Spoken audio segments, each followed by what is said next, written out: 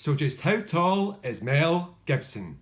If you take a glance around my living room, you might notice a couple of little things that reveal one of my favourite films, The Road Warrior. Mel has starred in many terrific films, and as a director, he's not too bad either. He also played a Scotsman twice. His accent, it's alright. Back in the early years of celebheights.com, his page was one of the most popular, and his height seemed to stir up a lot of controversy. In fact, that contention predates the internet. In 1990, Gibson laughed about the media's obsession with his height. Mel claimed to be 5'10", but read newspapers which described him as only 5'4". In fact, on the Parkinson talk show, Mel wanted to clear up this rumour about his height. Gibson mentioned how he saw this article on James Bond, with each of the actors lined up by height, and there, at the very end, was himself, at only 5'8". Mel got Parkinson to stand up, and they compared their heights, and Gibson joked to the audience, now either he's a runt like me, or they're lying about all of us. And he also pointed to his shoes, saying, "Look, no lifts." Not that Gibson hasn't tried lifts in films before. When he worked with Sigourney Weaver, he actually admitted to wearing elevator shoes to even up the height difference. Sigourney even said Mel was secure and unfazed about being shorter.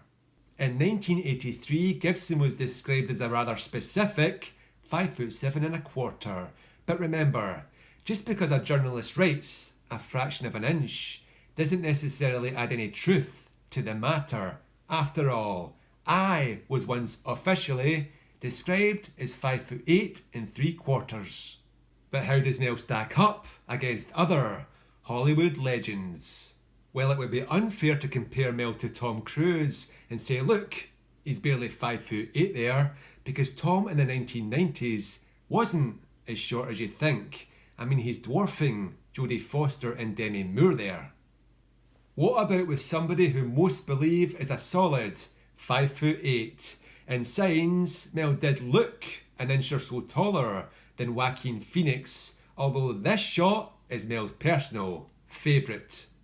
Now, if there's one actor whose career was in the doldrums and resurrected by Mel, it would be Robert Downey Jr., himself a bit of a height enigma. In the 90s, Mel could easily look a couple of inches taller than Robert, and in the noughties, he even joked about Robert's height. Look, son, even with your high heels on, you're still not as tall as me. It's always a risk comparing anybody to Sylvester Stallone, another magician of height. But Mel, he holds up pretty well there, and this is Mel's favourite shot with Sly.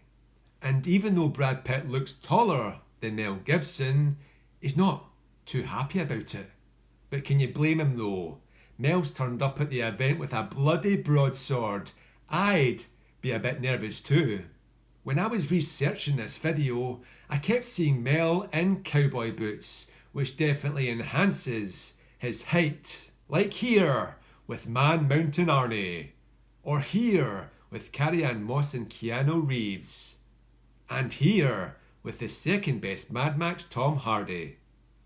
I was beginning to wonder whether I'd find an image of Mel in flat shoes, but I persevered and finally did, in not one, but two. With Danny Glover, Mel looks like he's praying for a better camera angle, but don't worry Mel, I've got you covered. The second photo is a double whammy. We get to see Mark Wahlberg not wearing Timberlands. It's interesting that Mel once said he was like 5'10", and that Mark Wahlberg said he was only 5'10". I know who I'll believe. In the late 1980s, some studio publicity for the year of Living Dangerously described Mel as being between 5'9" and 10, and that's the kind of height I think he was in his prime. And nowadays, I think in his early 60s, he's lost a fraction and today sits somewhere around the 5'9" mark.